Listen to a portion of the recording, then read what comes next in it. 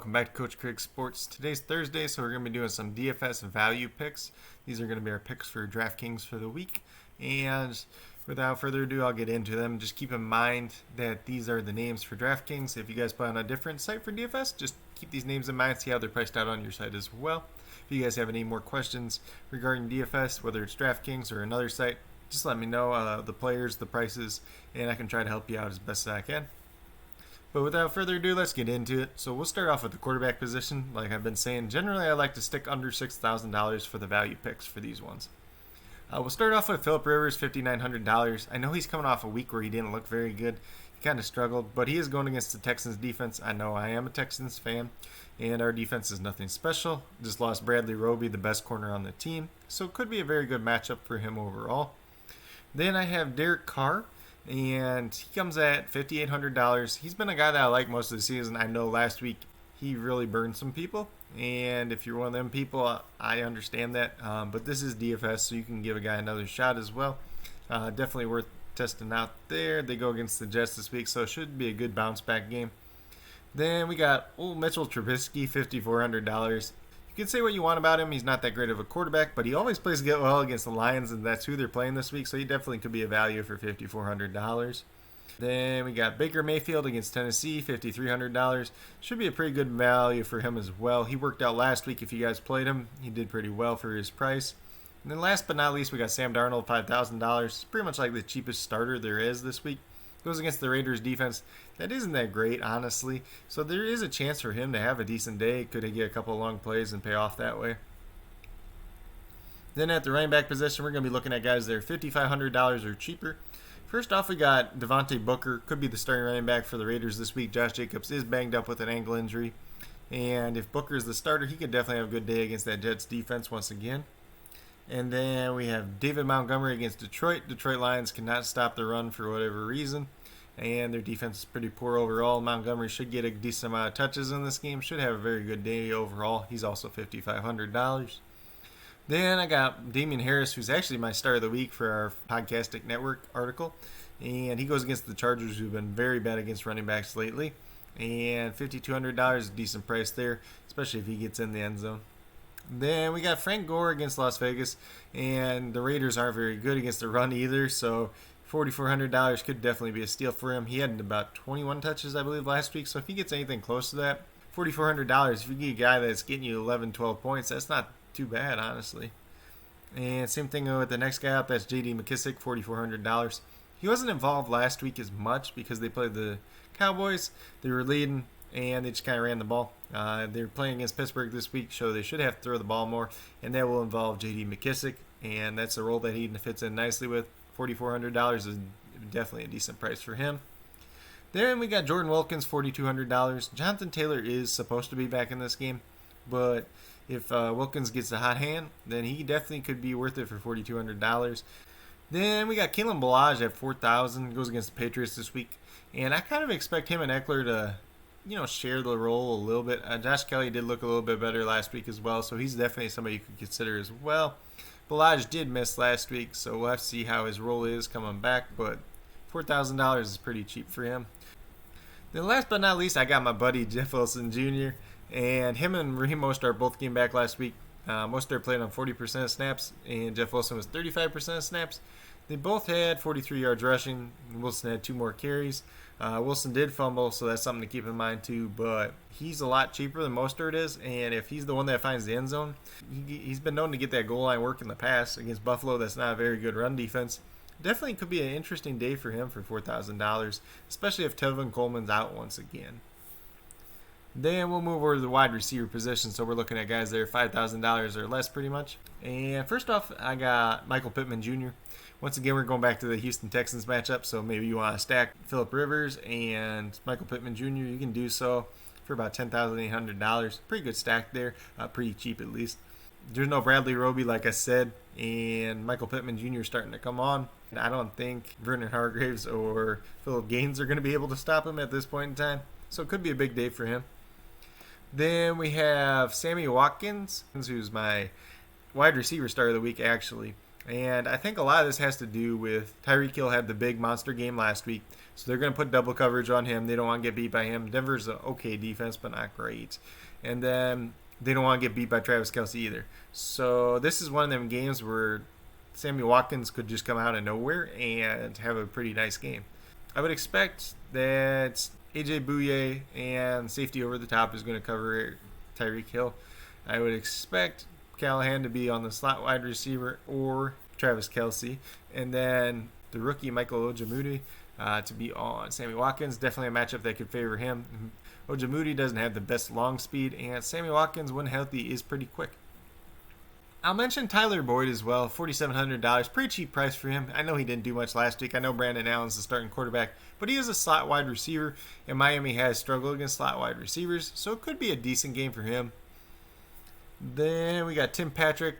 He's probably one of my other boys, honestly. I talk about Tim Patrick all the time on this channel, whether it's picking him up off waivers or DFS, because he's always one of those underrated guys. Obviously, he didn't do anything last week because they didn't have a quarterback. They should have Drew Lock back this week, so it should help him out. They're going to have to throw the ball against Kansas City, so he should be able to put up some numbers. And coming in at $4,200, that's definitely a pretty good price. Next up, we got Brashard Perriman, and I know I mentioned Sam Darnold earlier, so you could get a stack here for dirt cheap. This would be $8,900 stack, and all they got to do is connect on one big play against the Raiders, which is not out of the question by any means.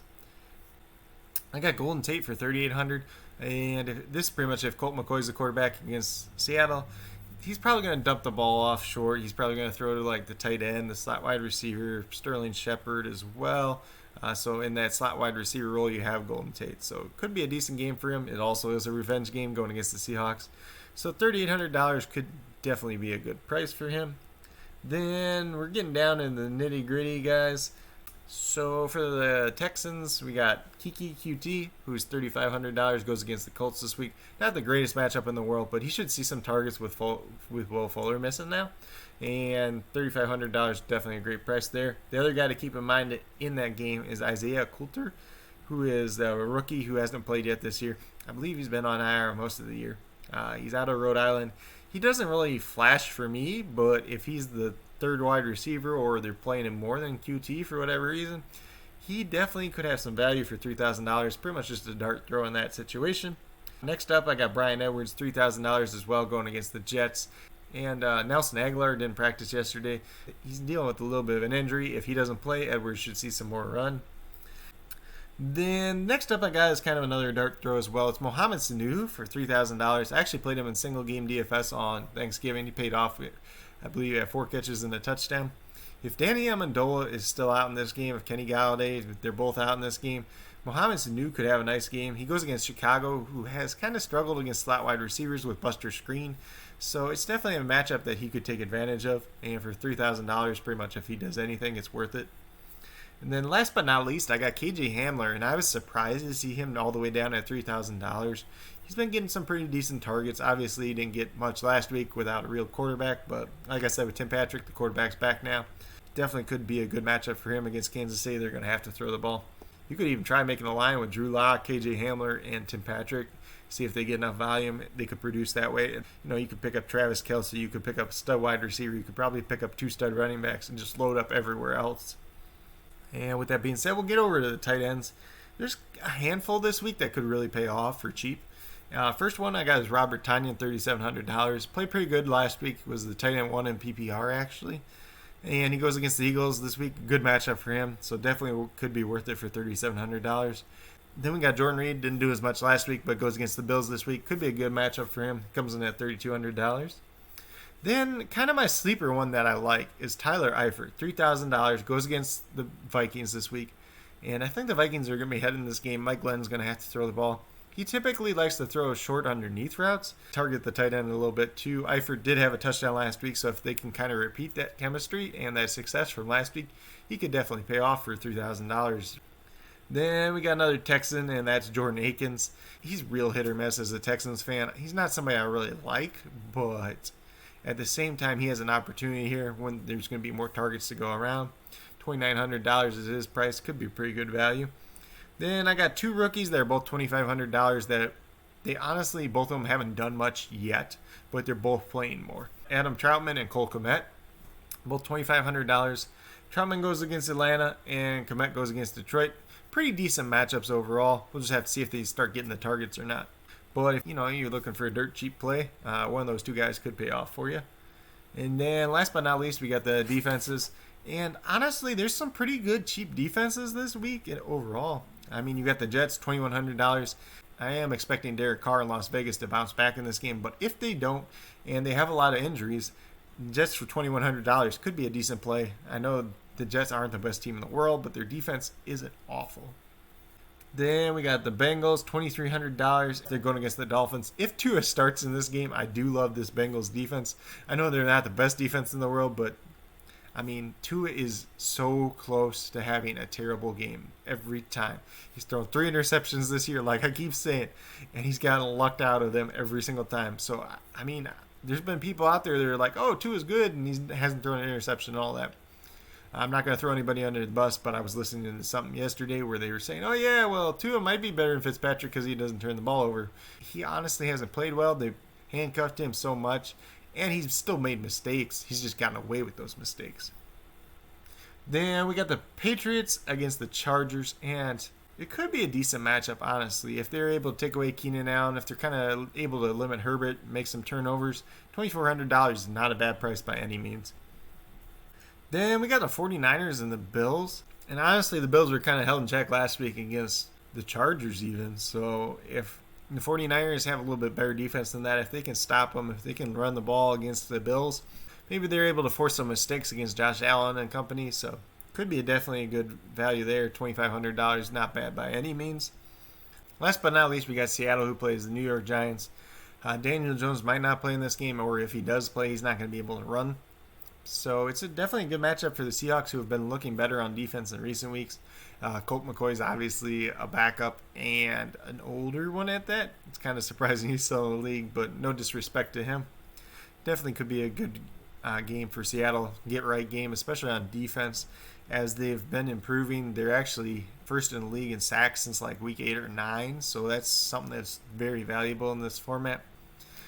But overall, that's pretty much my picks for the week for DFS value picks. Like I said, if you guys have any questions at all regarding DFS, whether it's week-long, single game, afternoon slate, early slate, anything like that, just let me know. I'll be happy to help you guys. If you are looking for any advice like that, be sure to leave it down in the comments or at my email, CoachCraigSports@gmail.com, on Twitter at CoachCraigSport, or on the Coach Craig Sports Facebook page.